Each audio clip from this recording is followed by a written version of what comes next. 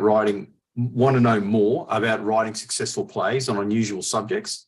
Well, if you do, this interview is for you. Welcome to Northern Vibe. Thank you so much for tuning in. I've got a great edit of an interview with a lady, Angela Murphy. Now, she's a local Cairns playwright who wrote a play about the Country Women's Association, and it's been a real success with full houses all through far north Queensland.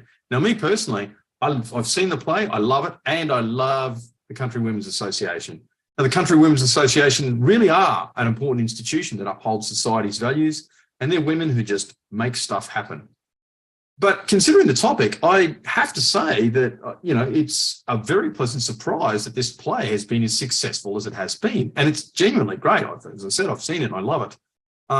Today, I speak with the playwright herself on the conception, the evolution of the play, the Country Women's Association, and some of the very interesting characters that she met while she was writing this. This is a very short interview. It's only about 20 minutes. It's well worth staying to the end. Thanks so much for tuning in. If you haven't already done so, make sure you subscribe to Northern Vibe on Facebook and on YouTube. But enough from me. Let's go to the interview.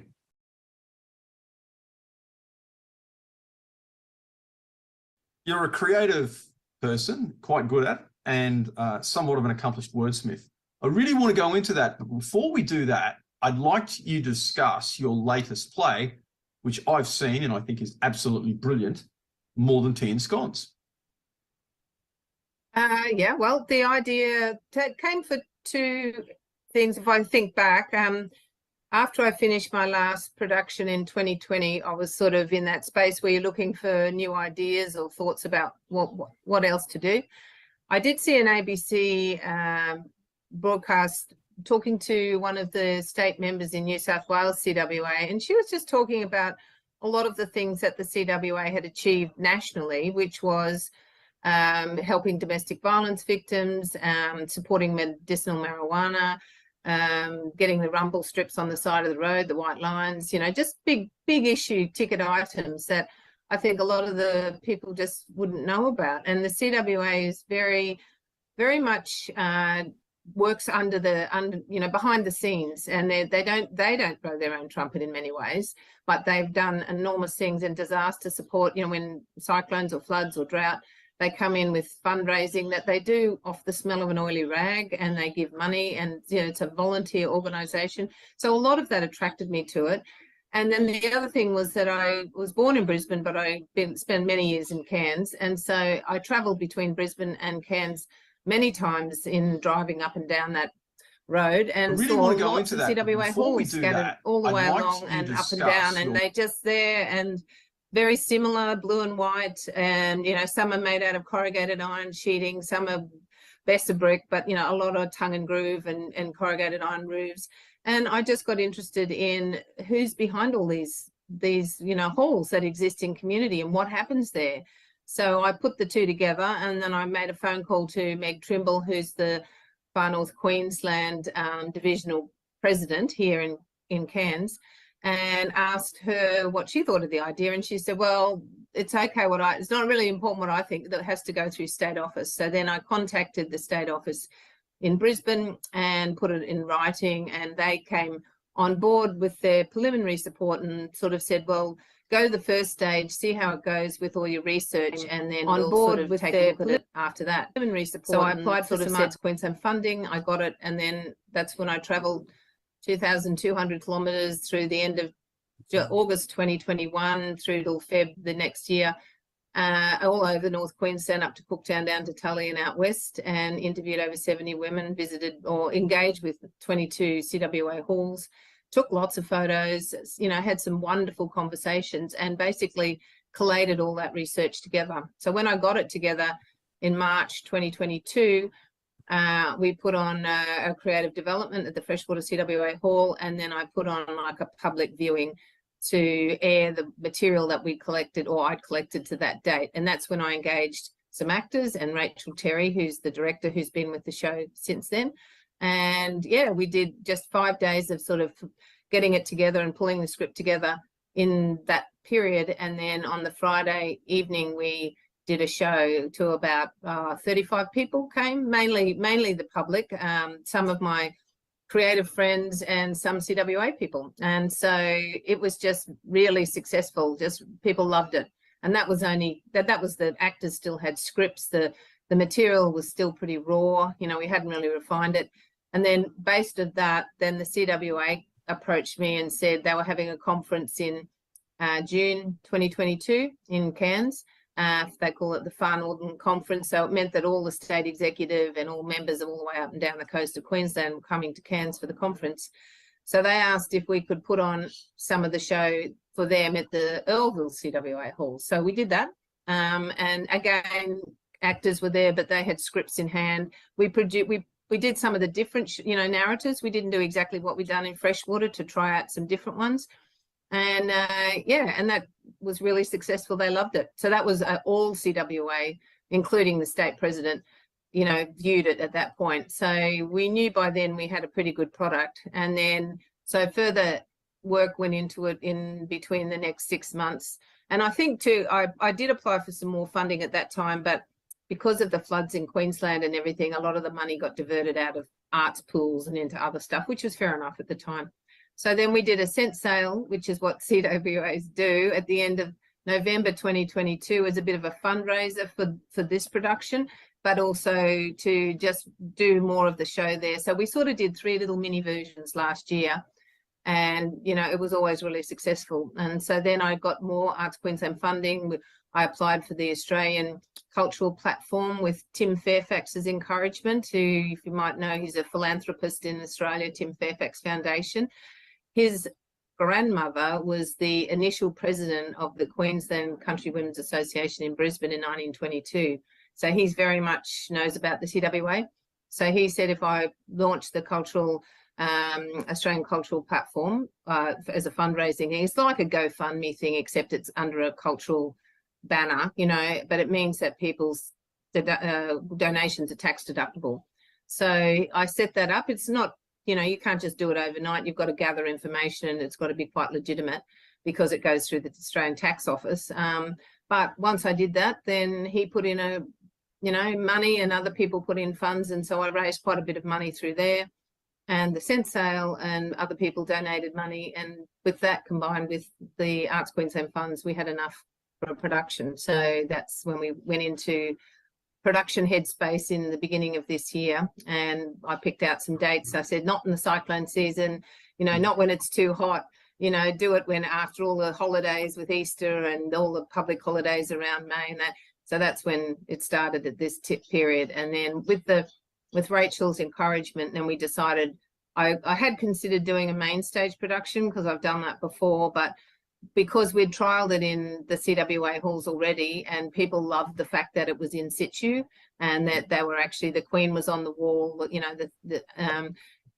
people were there. So they really enjoyed that kind of, bringing a community show to the community. And so then we went with that. And so that's what we've done. And it's been just super successful and a sellout. So yeah, that's the process. And I understand there are still a few more shows. Where and when can Yeah, there's one at Cooktown this Saturday. So we're gearing up for the Cooktown Shire Hall.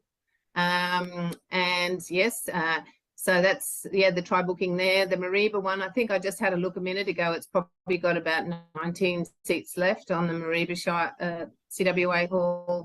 And then Tully the following weekend as an evening show, and then Miller Mill is the final show up on the Tablelands at 2 p.m. And I was told that was a really good time to pick on Miller Miller because it fits in with the cow milking. Yeah, that's right. That's when the afternoon milking is getting. Yeah, so it comes in after that. And the Miller Mill is quite a big hall. It's a really nice big space. So we can fit a lot in. And the other thing that's lovely about so many of these halls is that they've got beautiful wooden floorboards, and, they just have a really warm vibe to them. Like the Tolga Hall, gorgeous wooden floorboards, and just how the whole halls are set out, and the actors just love working in them. And then the Cooktown Shire Hall we couldn't do it in the Cooktown CWA Hall because it's a bit too small and it's right on the top of the hill at Charlotte Street. So the Shire Hall there has been renovated in the last 2 years, I think. And so it's a big old Queenslander building, again, beautiful, wooden floors, big, she called it this is the actual name of the fans, big ass fans. They're those really huge, big, monstrous fans that they have. Yeah, so there's 2 of those, and there's a bit of a stage at the back. So it's a really lovely Queenslander style aesthetic for the space there. So we're doing it there, but the CWA women are all coming down. They're going to put on food and a bar, and so it'll be an event for Cooktown on this Saturday night, and then we travel back to Mariba on the Sunday afternoon and do it all again there, and then come back, have a week off, and then we have the final show at Tully and Miller. Yeah.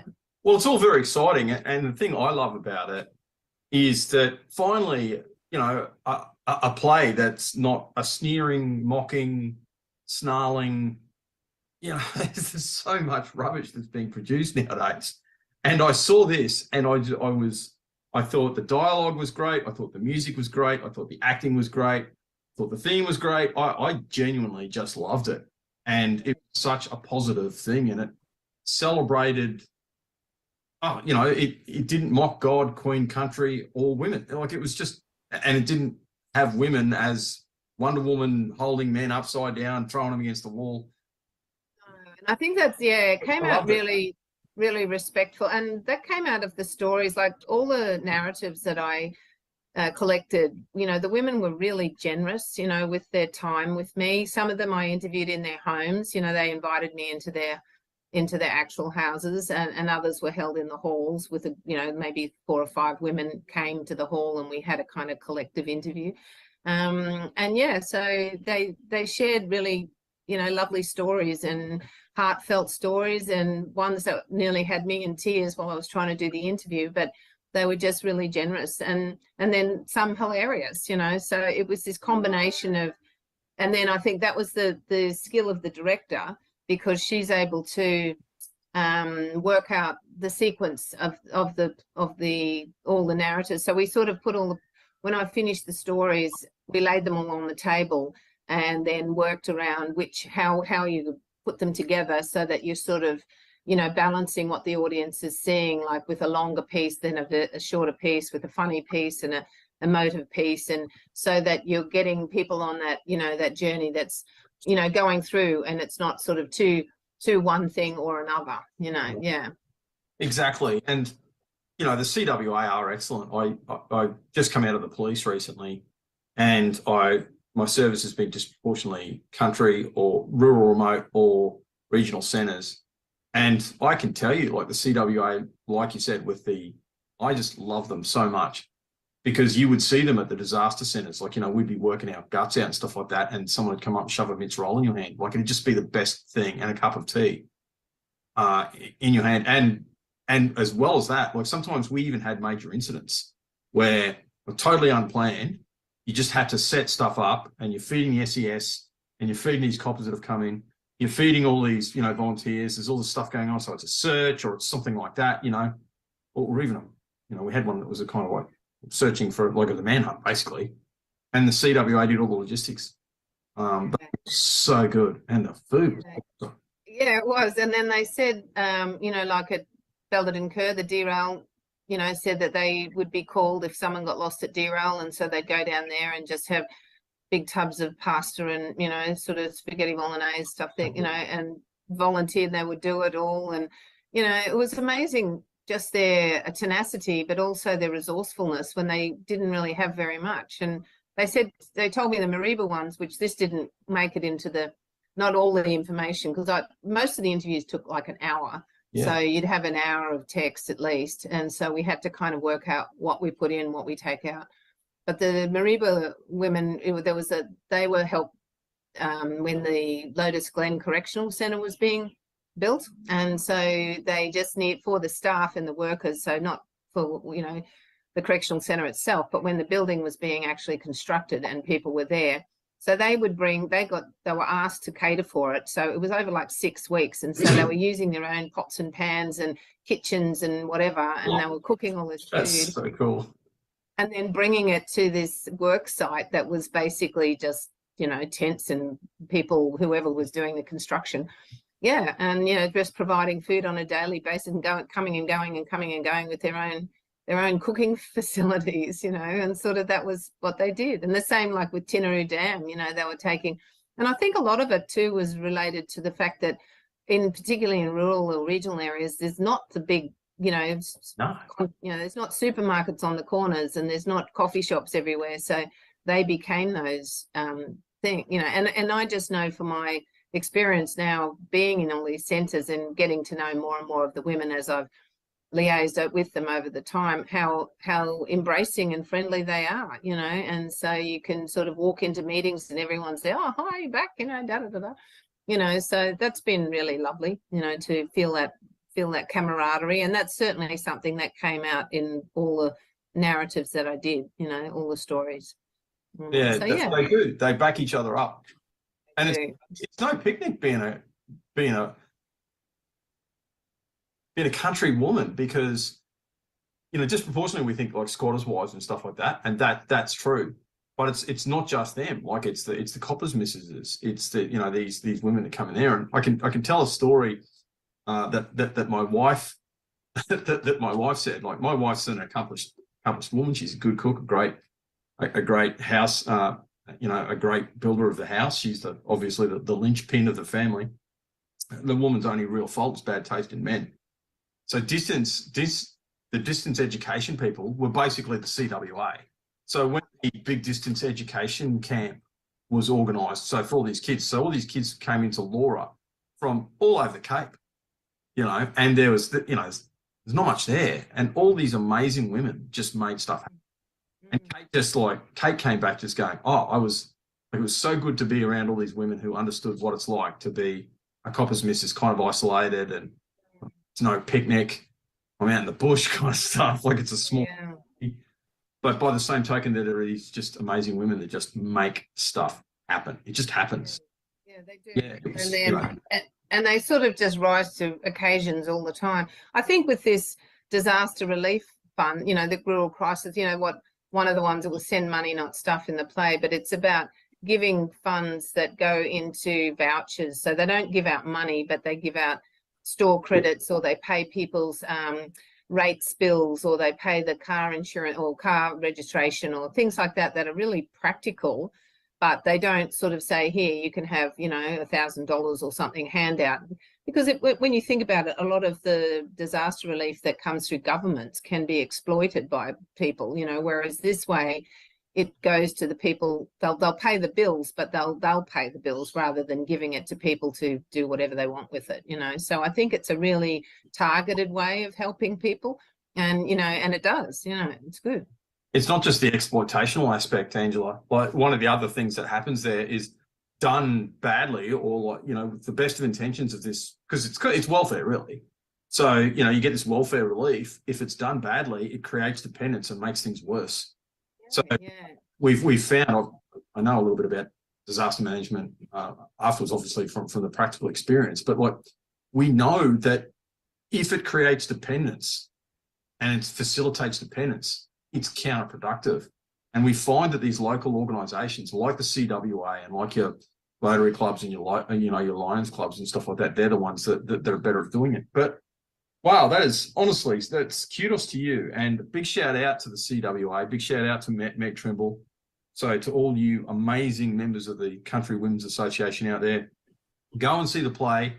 It celebrates what you do and who you are and your identity, and I'm sure Angela won't mind me saying this, it's well done. Like, it's a good play. Like, I'm not suggesting good. It is for the theme. It's entertaining. It's well written. It's yeah, we had part of just acquitting grants and things like that is you're required to get feedback, and so we've done all these feedback forms, and I'd have to say close to 100%, maybe 99%. I mean, people, none of them are negative at all. None of them. People just say it's fabulous. They've really enjoyed it. That they're really super positive. So we're just going through some of them today, just to pick out the different ways that people have sort of reacted to the play and things like that, to sort of collate some of them together. But yeah, I mean, and I've been receiving, since the shows, we've done 4 shows, I've just get text messages and emails and messages through other forms,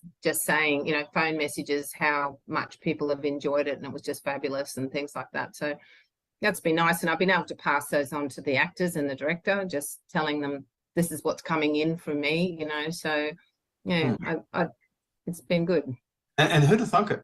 Something about the CWA, like it just kicking the backside. Like it's everyone saw it there before. It's sold out. Like people are. So, I know. Well, Tolga Main Street on Sunday was lined with cars and people queuing to get in. So, you know, and then we had to go down, and because we got them to count up the seats in the hall so we could sell, because I don't like selling tickets if you haven't got somewhere to sit, you know. So it's not so much if the halls weren't packed to the gunnel, but if there's not enough seats, you can't sell a seat, you know, that doesn't exist. So, but anyhow, some of the seats in the hall were a bit rickety. So we went down to the Tolga pub, and we borrowed 12 chairs from the bistro at the Tolga pub to put in the hall. So I think that's community helping community as well, you know. So yeah, my daughter was down there, you know, in the car, putting seats in the back of the car to bring back to the hall, because there was quite a few walk-ins and people that were staying at the Walkerman Caravan Park that had heard about it, and so they came down. And so you don't want to turn people away right at the door when they're there. So yeah, you then decide, okay, we've got to go to plan B, go and ask the Tolga pub for 12 seats. Yeah. So we did. In the true CWA spirit, make it happen. Absolutely, yeah. So yeah, it's a great play, as I said. Really interesting story around how it came about and got successful. I do recommend that you go down and watch it. Thanks to everyone who commented. Thanks to everyone who's liking and sharing, and for your continued support of Northern Vibe. See you all guys all next week.